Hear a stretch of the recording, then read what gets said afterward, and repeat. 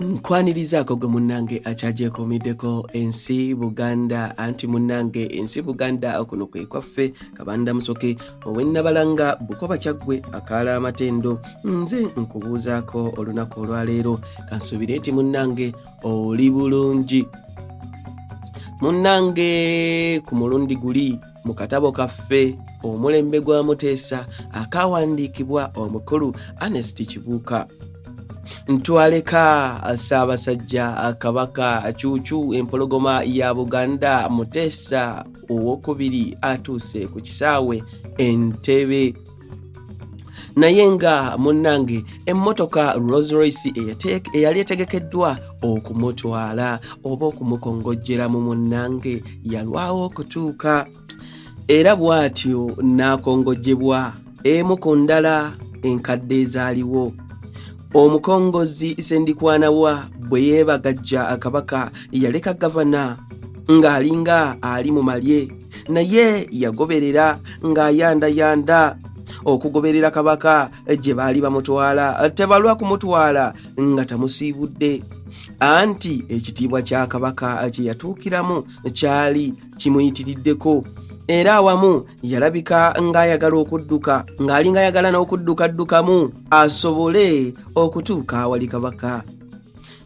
Olwaleero tutuuse ku mutwe okugamba nti olugendo okuva Entebbe okutuuka e Kampala biki ebyaliwo bye bino byenkuwa. Kabaka yasitula okuva Entebbe ku ssaawa 3:35 ng'akulembeddwa baasi eyalimu ab'amawulire abaava mu nsi yonna okuba abajulizi ku mukolo guno. Wakati wa baasi n'emmotoka ya Ssaabasajja eyali embikkule waaliwo pikipiki za poliisi 8 ate nga emabega wa Kabaka n'agobererwa Rolls Royce 4 omwatambulira abamu ku bagenyi ba Kabaka. Abakungu be yajja nabo okuva e Londoni. Okwo kwe kwadda emmotoka endala ezaabalirirwa okuwera nga 1000 beddu nga ziwerekera Kabaka, naye nnyingi ku zo tezaatuuka Mmengo kubanga olw'okutambula akasoobo zaggwamu kulaaki ne ziremera ku kkubo olw'olugendo oluwanvu ng'ate zitambula kasoobo. Olwava ku kisaawe Ssaabasajja n'atuuka ku kiyitirirwa ekyakolebwa gavumenti ya Uganda era nga kiriko ebigambo bino: The Protectorate Government has pleasure to welcome your highness back. Nga kitegeeza nti gavumenti ya Uganda yali nsanyufu nnyo okwaniriza Ssaabasajja ng'akomyewo. Okuva awo Kabaka yagenda awubira ku bantu be, ate emirundi egyasinga obungi ng'ayimirira ku biyitirirwa okulamusa ku bantu be abaali abasanyufu ennyo bw'oba ggwe. Ekimu ku biyitirirwa aba kampuni ya Madivaani abaakolanga sukaali baakikozesa bikajjo. Owulidde? Kabaka ng'amaze okukiyitako ekiyitirirwa kiri Madivaani kiyakola mu bikajjo. Abantu baasalawo okwezza ebikajjo byonna anti baali balakaasidde. Ekyo nno ne kiba nga kye kijjulo Kabaka kye yasooka okugabula Obuganda amangu nga yaakadda mu nsi ye. Kale owulidde? Abantu tebaalekayo yadde ennyingo y'ekikajjo emu bweti, wabula okugamba nti Kabaka agabudde. Olugendo luno olwatwalira Kabaka essaawa 2:15 yasooka akuluwumuzaako mu kkanisa e Namirembe okwebaza omutonzi okumukomyawo emirembe. Bishop Leslie Brown ye yakulembera okwebaza kuno, oluvannyuma Ssaabasajja Kabaka ate yaluddamu okulutuusa mu lubiri e Mmengo. Munnange olw'obungi bw'abantu abeeyiwa mu Kabaka Njagala n'okuva e Namirembe okutuuka e Mmengo, kumpi lutwale ekiseera kye kimu ng'ekyatwalibwa okuva Entebbe okutuuka e Kampala. Mu kwenyiga abantu abaali mu Kabaka Njagala. Kabaka yalaba omukyalo omu eyali aweesa omwana mu mugongo naye ng'abantu bamunyiga baagala kumutta bussi. Kabaka kwe kugolola omukono n'akwata akaana n'akateeka mu mmotoka ye n'agenda nako mu lubiri. Eyo nnyina waako gye yakasanga okukeddiza. Mmotoka ya Kabaka yeeyongera okugenda mu maaso okutuusa naye lwe yagivaamu nga tekyalina gyeraga olwa nnamungi w'abantu eyali yeeyiye ekkubo lyayo. Bw'atyo Kabaka yatambuza bigere okuyingira olubiri. Okuva Entebbe okutuuka e Mengo, Ssaabasajja Kabaka yayita mu biyitirirwa 21 biramba. Enguudo zonna Kabaka ze yayitamu baazisimba ebitooke okuva ku kisaawe Entebbe okutuuka ku wankaaki w'olubiri. Ng'atuuse mu lubiri, eŋŋoma za mujaguzo n'emibala n'ez'abaggunju zonna zaasaanuuka, amaloboozi gaazo ne gasaanikira ekibuga kyonna Mengo, Kampala wamu n'emiriraano. Abantu ne bakuba nnyo emizira. Kabaka n'ayingira mu Twekobe mu kitiibwa ekiyitirivu eky'Obwakabaka, anti munnange ye Kabaka.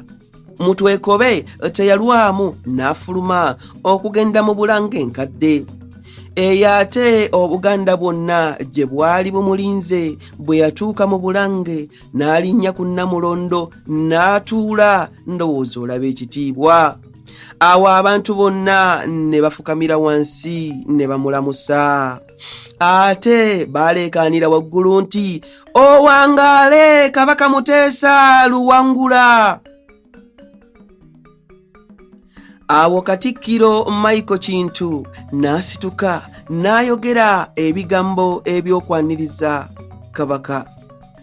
Munnange Kabaka naye yalabika ng'ajjudde essanyu era n'okujaguza abantu bye baamulaga okuva lwe yava mu nnyonyi Entebbe okutuuka awo byali tebibangawo, bukyalubanga lwa mmindi.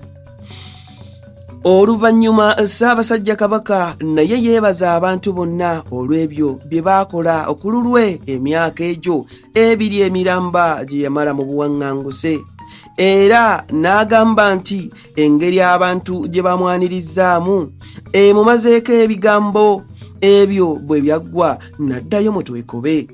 Kabaka yalabika ng'akooye nnyo naye emikolo egy'olunaku olwo yali tannagimalayo. Abaana b'amasomero 10,000 baali bamulinze nnyo n'amaddu mangi mu kisaawe e Nakivubo.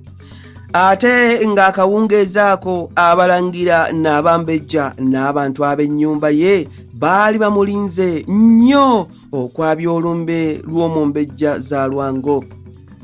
N'agenda e Nakivubo okulaba abaana b'amasomero. Yava mu Twekobe essaawa 10 ez'olweggulo. Yagendera mu Rolls Royce ng'ali ne Nnaabagereka. Laba ekitiibwa. Abalala abaali naye mu mmotoka mwalimu Omulangira Kimera ne Kapiteeni Owen. Mu kiseera ekyo waliwo ekibiina ky'abavubuka abavuzi ba pikipiki ekiyitibwa Ssanyu Likoma mu Bulamu.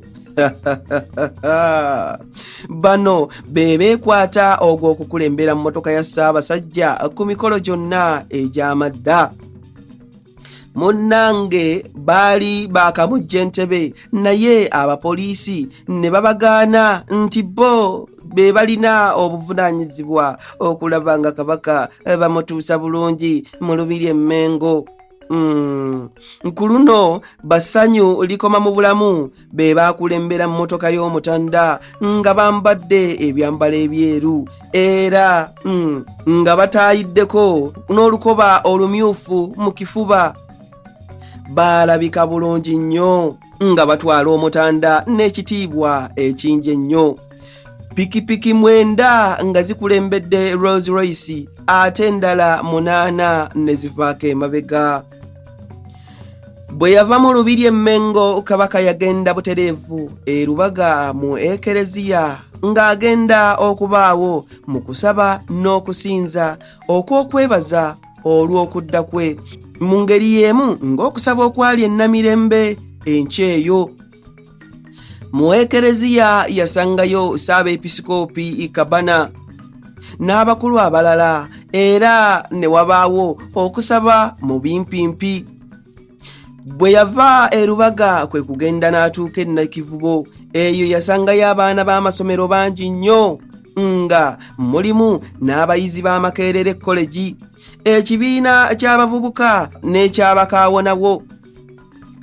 Amosi Kesempa minisita eyali tannaba kweyanza bwami ne Ian Lule ow'ebyamasomero be baaliwo okuteekateeka omukolo guno. Ssaabasajja ng'ali ne Sempa n'atandika okuyitaayita mu nnyiriri z'abaana buli ssomero na buli kibiina nga bakutte bendera okuli erinnya ly'essomero lyabwe oba ekibiina kyabwe. Abaana baafukamiranga amatiitiiri ng'abatuuseeko ne bakuba mu ngalo. Bwe yatuuka ku b'e Makerere College, kati munnange eyitibwa Makerere University, ne bafukamira ne bamukubira nnyo mu ngalo era baalwawokko ng'ayogera n'abamu ku bo. Bwe kyalabika ng'ennyiriri nnyingi nnyo, Ssaabasajja Kabaka n'alinnya mu mmotoka n'agenda ng'ayimiridde ne yeetooloola ekisaawe kyonna. Bwe yamala amasomero n'alaba ekibiina ky'abavubuka n'eky'abakaawo nawo, abasajja nga bali mu yunifoomu zaabwe mwe baatabaalira. Ebyo bwe byaggwa, Ssaabasajja ne Nnaabagereka ne balinnya Rolls Royce. Pikipiki za ssanyu likoma mu bulamu ne zigenda nga zibakubira emigudo ne zibazaayo mu lubiri. Olwo n'enjuba eyali eyase obutasalako olunaku lwonna ng'eringa nayo gye baawa kaada okubeerawo ku mikolo gyonna egy'olunaku olwo, yali egenda ebulira emabega w'amasozi g'Essingo ne Mawokota ng'eviira empeweevu eziva ku nnyanja Nalubaale, zigenda nga ziweweeza ku bantu emitwalo n'emitwalo abaali beeyuna okuddayo mu maka gaabwe. Abange, ebyo nno bye by'olunaku olwaleero. Munzikirize nzire ennabalanga Bukoba Kyaggwe akaala amatendo, tuddiŋŋana ate mu kitundu ekirala ng'ate munnange nkuwa ebirala. Ayi Katonda kuuma Namulondo.